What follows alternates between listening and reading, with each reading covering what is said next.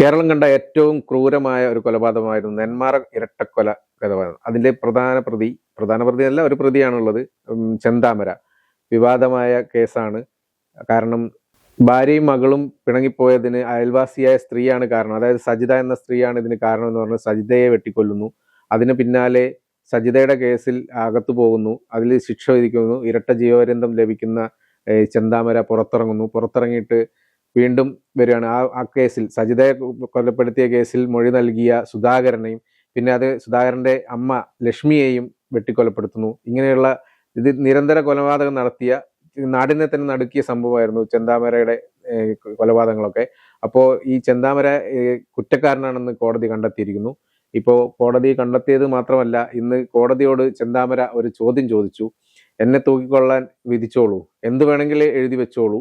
ഈ ഒരു കാരണത്തെ അടികേറ്റാൽ മറ്റൊരു കാരണം കാണിച്ചു കൊടുക്കാൻ ഞാൻ ഗാന്ധിയൊന്നുമല്ല എന്നുള്ളൊരു വാദം കൂടി ചെന്താമര നടത്തിയിട്ടുണ്ട്. ശരിക്കും പറഞ്ഞാൽ ഈ നാടിനെ നടുക്കിയ ചെന്താമര, അല്ലെങ്കിൽ ഇത്രയും വലിയ ക്രൂര കൊലപാതകം നടത്തിയ ചെന്താമരയ്ക്ക് കൃത്യമായ ഒരു ശിക്ഷ കിട്ടണം എന്ന് നാട്ടുകാരും ജനങ്ങളും മലയാളികളൊക്കെ ആഗ്രഹിക്കുന്നുണ്ടല്ലോ. ഒന്നടങ്കം ആഗ്രഹിക്കുന്നുണ്ട്. പക്ഷെ നമ്മുടെ നിയമവ്യവസ്ഥയാണ് ഇതിനു മുൻപും ഈ ചെന്താമരയുടെ അല്ലെങ്കിൽ നെന്മാറ കൊലപാതകത്തിന് മുൻപ് പല കേസുകളിലും സാധാരണക്കാരായ ജനങ്ങളെല്ലാം ആഗ്രഹിച്ചിട്ടുണ്ട് കൃത്യമായി, അല്ലെങ്കിൽ എന്ത് ശിക്ഷയായിരിക്കും നൽകേണ്ടത്. പക്ഷേ നമ്മൾ അല്ലെങ്കിൽ കേരളം പ്രതീക്ഷിച്ച പോലെ ഒന്നും പല കേസുകളിലും വിധികൾ വന്നിട്ടില്ല. അതുകൊണ്ട് ഈ വിഷയത്തിലും എന്ത് വിധി ഉണ്ടാകും നമുക്കറിയില്ല. ഗോവിന്ദച്ചാമിയെ കേരളം പ്രതീക്ഷിച്ച ഒരു വിധി ആയിരുന്നില്ല ഗോവിന്ദച്ചാമിക്ക് കിട്ടിയത്. ഗ്രീഷ്മയ്ക്ക് കിട്ടിയത് കേരളം പ്രതീക്ഷിച്ച ഒരു വിധി ആയിരുന്നില്ല. അത്തരത്തിലെടുക്കുമ്പോൾ ഒരുപാട് പേർക്ക് കേരളം ആഗ്രഹിച്ചത് അല്ലെങ്കിൽ കേരളത്തിലെ ജനങ്ങൾ ആഗ്രഹിച്ച ഒരു വിധിയൊന്നും തന്നെ ആയിരുന്നിട്ടില്ല കിട്ടിയിട്ടുള്ളത്. അതുകൊണ്ട് ഈ വിഷയത്തിൽ എന്ത് വിധിയായിരിക്കും ഉണ്ടാവുക എന്ന് നമുക്കറിയില്ല. കൃത്യം കുറ്റക്കാരനാണ് എന്ന് തെളിഞ്ഞിട്ടുണ്ട്. 15-ാം തീയതി ആയിരിക്കും ഇതിൽ വിധി പറയുക, അല്ലെങ്കിൽ എന്തായിരിക്കും ശിക്ഷ എന്ന് പറയുക എന്ന് പറഞ്ഞിട്ടുണ്ട്. അപ്പൊ നമുക്ക് അതുവരെ എന്തായിരിക്കും കോടതിയുടെ ഭാഗത്തു നിന്നുണ്ടാകുന്ന വിധി എന്ന് നമുക്ക് പറയാൻ കഴിയില്ല. എന്നാൽ മറുവശത്ത് എന്തെങ്കിലും ഒരു കാരണത്തിൽ ഇദ്ദേഹത്തെ പുറത്തേക്ക് വിടുകയാണ് എങ്കിൽ ആ 2 പെൺകുട്ടികളുടെ അവസ്ഥ എന്താകുമെന്നൊരു ചോദ്യമുണ്ട്. കാര്യം അച്ഛനില്ല, അമ്മയില്ല. അച്ഛനെയും അമ്മയെയും ഒരാൾ കൊല്ലുന്നു, പിന്നെ അച്ഛന്റെ അമ്മയെയും കൊല്ലുന്നു. ആ പെൺകുട്ടികൾ അനാഥമായി പോയി എന്ന് തന്നെ നമുക്ക് പറയേണ്ടി വരും. ഇന്നും ഭയപ്പാടോടു കൂടിയാണ് ആ പെൺകുട്ടികൾ ജീവിക്കുന്നത്. കാര്യം അവർക്ക് ഇനി ഒരു രക്ഷ, അല്ലെങ്കിൽ അവരിനി എങ്ങനെ ജീവിതത്തിൽ തുടർന്ന് ജീവിക്കുമെന്നൊരു ആശങ്ക ഇപ്പോഴും നിലനിൽക്കുന്നുണ്ട്. അമ്മയുടെ സഹോദരിക്കൊപ്പമാണ് ആ 2 പെൺകുട്ടികൾ ഉള്ളത്. എത്ര നാൾ മറ്റൊരു വീട്ടിൽ അഭയമായി, പ്രത്യേകിച്ച് പെൺകുട്ടികളാണ്. പെൺകുട്ടികളെ അങ്ങനെ ഒപ്പം നിർത്തുക എന്ന് പറഞ്ഞാൽ, അല്ലെങ്കിൽ ഒരുപാട് കാലം പെൺകുട്ടികളെ മറ്റാരും സംരക്ഷിക്കില്ല എന്നൊരു കാര്യം കൂടി നിലനിൽക്കുന്നുണ്ട്. അപ്പൊ അത്തരം കാര്യത്തിൽ ഏതെങ്കിലും തരത്തിൽ നമ്മൾ ആലോചിക്കേണ്ട ഒരു കാര്യമുണ്ട്. സജിതയെ കൊല്ലുന്നു, ഇദ്ദേഹം അകത്താകുന്നു, ജീവപര്യന്തം ലഭിക്കുന്നു. പരോളിന് ഇറങ്ങുന്ന സമയത്താണ് ഇയാൾ 2 പേരെ കൊല്ലുന്നത്. സുധാകരനെ കൊല്ലുന്നു, അത് കണ്ടുകൊണ്ടുവരുന്ന ലക്ഷ്മിയെ കൊല്ലുന്നു. മൊഴി കൊടുത്ത ആളിപ്പോൾ ആ സ്ഥലത്തില്ല. അവരവിടെ നിന്ന് നാട് വിട്ടു പോയിരിക്കണം. കാര്യം അത്രത്തോളം അവർ ഭയന്നിട്ടുണ്ട്. കാര്യം പക്ഷെ പല ആളുകളും മൊഴി കൊടുക്കാൻ ധൈര്യപ്പെട്ടില്ല. പക്ഷെ ഈ പെൺകുട്ടികൾക്ക് വേണ്ടിയായിരിക്കണം ആ സ്ത്രീ മൊഴി കൊടുത്തത്. പക്ഷെ ഇപ്പോൾ അതിനകത്തൊരു കാര്യം എന്ന് വെച്ചാൽ, ഈ തെളിവെടുപ്പിന് കൊണ്ടുവരുമ്പോൾ, അതായത് ഈ ഇരട്ട കൊലപാതകത്തിൽ തെളിവെടുപ്പിന് കൊണ്ടുവരുമ്പോൾ മറ്റേ ഇതിൽ മൊഴി കൊടുത്ത ആളോട് പറയാൻ വേണ്ടിയിട്ട് പോലീസ് ഉൾപ്പെടെ എല്ലാവരും നാട്ടുകാരും നിൽക്കുമ്പോൾ ചെന്താമര പറയുന്നുണ്ട്, ഇനിയും ഞാൻ കൊലപ്പെടുത്തും, ഇതിന് ഞാൻ കൊലപ്പെടുത്തും എന്നുള്ള ഇങ്ങനെ പിറുവിറുത്തോണ്ട് വരുന്നു എന്നുള്ളൊരു സംഭവമാണ്. പെൺകുട്ടികളോടും പറയുന്നത് കൊല്ലും എന്ന് പറയുന്നുണ്ട്. ഇദ്ദേഹത്തിന്റെ ഭാര്യ പിണങ്ങിപ്പോയതിൽ ഇത്രത്തോളം ഒരു വൈരാഗ്യം തോന്നേണ്ട കാര്യം അദ്ദേഹത്തിന്റെ ഭാഗത്തുള്ള തെറ്റുകൊണ്ടായിരിക്കണം പോയത്. കാര്യം ഈ ഒരു വിഷയത്തിൽ 3 പേരെ കൊന്ന ഒരാൾക്ക്, അല്ലെങ്കിൽ ആ ആളുടെ സ്വഭാവത്തിന്റെ പ്രശ്നം കൊണ്ടായിരിക്കണമല്ലോ ഭാര്യ പിണങ്ങിപ്പോയത് എന്ന് നമുക്ക് വിലയിരുത്തേണ്ടി വരും.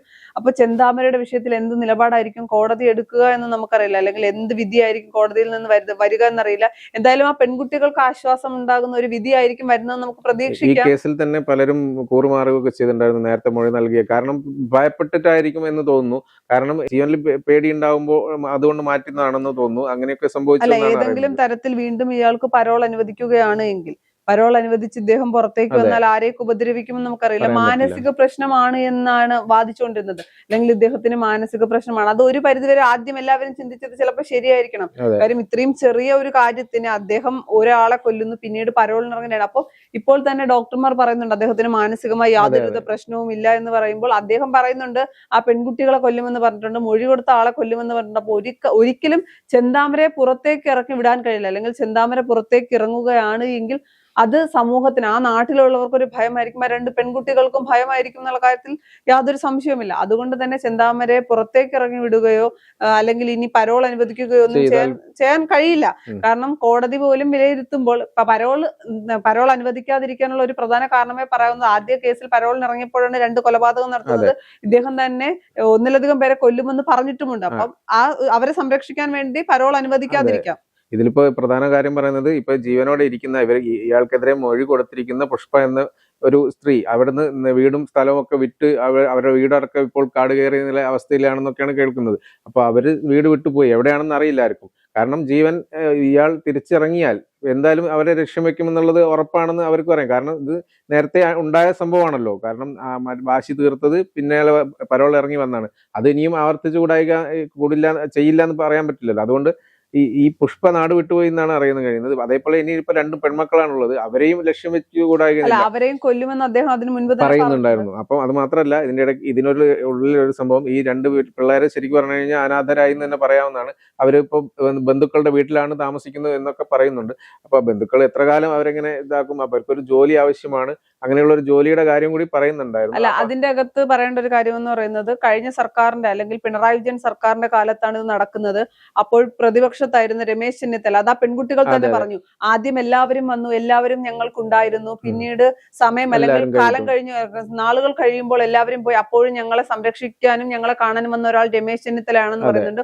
തിരിഞ്ഞു നോക്കാത്ത സമയത്ത് അതിൽ ഒരാൾക്ക് ഒരു പെൺകുട്ടിക്ക് സർക്കാർ ജോലി നൽകാമെന്ന് രമേശ് ചെന്നിത്തല വാഗ്ദാനം ചെയ്തിട്ടുണ്ടായിരുന്നു, അല്ലെങ്കിൽ പറഞ്ഞിട്ടുണ്ടായിരുന്നു. അദ്ദേഹമാണ് ഇപ്പോൾ കേരളത്തിന്റെ ആഭ്യന്തര വകുപ്പ് മന്ത്രി. പക്ഷെ അതിൽ ഏത് വിധത്തിലായിരിക്കും? കാര്യം ഒരു സമയമെടുക്കില്ല എന്ന് ഞാൻ പറയുന്നില്ല, സമയമെടുക്കും. അവർക്ക് ആർക്കെങ്കിലും ഒരാൾക്ക് ജോലി കിട്ടുകയാണെങ്കിൽ അതായിരിക്കും ഈ സർക്കാരിന് അവരോട് ചെയ്യാൻ പറ്റുന്ന ഏറ്റവും നല്ല കാര്യം. പ്രതിപക്ഷത്തിരിക്കുമ്പോൾ, ഭരണപക്ഷത്ത് കൂടിയല്ല, പ്രതിപക്ഷത്തിരിക്കുമ്പോൾ ചേർത്ത് പിടിച്ച രമേശ് ചെന്നിത്തല ഇവരെ കൈവിടുമോ ഇല്ലയോ എന്നൊരു ചോദ്യമുണ്ട്. കാര്യം അദ്ദേഹം ഇനി അധികാരത്തിലേക്ക് എത്തുമ്പോൾ അദ്ദേഹം പറഞ്ഞ വാക്ക് പാലിക്കുമോ ഈ പെൺകുട്ടികളുടെ കാര്യത്തിൽ? അതല്ല, മറിച്ചൊരു നിലപാട് എടുക്കുമോ എന്ന് നമുക്കറിയില്ല. എന്തായാലും അങ്ങനെ ഒരു നിലപാട് എടുക്കാൻ സാധ്യതയില്ലെന്ന് തോന്നുന്നു. കാരണം അന്നത്തെ ആരും തിരിഞ്ഞു നോക്കാത്ത അവസ്ഥയിലും അവരുടെ വീട്ടിൽ പോയി അവരെ കണ്ട് അവരെ ആശ്വസിപ്പിച്ച് എന്തായാലും അവർക്കൊരു ജോലി നൽകാമെന്നൊരു വാഗ്ദാനം ചെന്നിത്തല നൽകിയിട്ടുണ്ടെങ്കിൽ, ചെന്നിത്തല അങ്ങനെ വെറും വാക്ക് പറയുന്ന ഒരു ആളല്ല എന്നുള്ളത് നമുക്ക് എല്ലാവർക്കും അറിയുന്നതാണ്. കാരണം ഇപ്പോൾ പറഞ്ഞ കാര്യങ്ങളൊക്കെ വളരെ കൃത്യമായിട്ട് നടപ്പിലാക്കുന്നത് ഈ ആഭ്യന്തരമന്ത്രിയായതിനു ശേഷവും നമ്മളത് കണ്ടതാണ്. എന്ത് തന്നെയാണെങ്കിലും ചെന്നിത്തല അത് ഓർമ്മയിലുണ്ടാവും. ഈ കേസ് ഇപ്പൊ പരിഗണിച്ചിരിക്കുകയാണല്ലോ, 15-ാം തീയതി ആകുമ്പോൾ എന്താണ് നടപടി, വിധി വരും, അല്ലെങ്കിൽ ശിക്ഷാ നടപടി എന്താണ് എന്നുള്ളത് വരും. അപ്പോൾ സ്വാഭാവികമായി വീണ്ടും ഇത് ചർച്ച ചെയ്യപ്പെടുന്ന ഒരു സാഹചര്യമുണ്ട്. ആ ഒരു സാഹചര്യത്തിൽ ചെന്നിത്തല എന്തെങ്കിലുമൊക്കെ പ്രതികരണങ്ങൾ നടത്താനുള്ള, ചെന്നിത്തല മാത്രമല്ല ഭരണപക്ഷത്ത് നിന്ന് എന്തെങ്കിലുമൊക്കെ പ്രതികരണങ്ങൾ വരാനുള്ള ഒരു സാധ്യത കൂടി കാണുന്നുണ്ട്. ഇപ്പൊ തന്നെ ഈ കുറ്റക്കാരാണെന്നുള്ള കാര്യം, ഈ കേസ് പുതിയ എടുത്ത് ഇപ്പൊ കുറ്റക്കാരാണെന്ന് കോടതി കണ്ടെത്തിയതോടുകൂടി തന്നെ വാർത്തകൾ വീണ്ടും സജീവമായിട്ടിരിക്കുകയാണ്. അപ്പൊ ഇവരുടെ കുട്ടികളുടെ അവസ്ഥയും എല്ലാ കാര്യങ്ങളും മാധ്യമങ്ങളൊക്കെ എല്ലാവരും ചർച്ച ചെയ്യുന്നുണ്ട്. ഈ കൂട്ടത്തിൽ രമേശ് ചെന്നിത്തലയുടെ ശ്രദ്ധയിൽ ഇത് വരും എന്നുള്ളതാണ്, സംശയമൊന്നും ഉണ്ടാവില്ല. എന്തായാലും അത് വേണ്ട ഒരു നീക്കം പുള്ളി നടത്തും, അല്ലെങ്കിൽ ചെന്നിത്തല നടത്തുമെന്നുള്ളത് ഒരു സംശയമൊന്നുമില്ലാത്ത കാര്യമായിരിക്കും.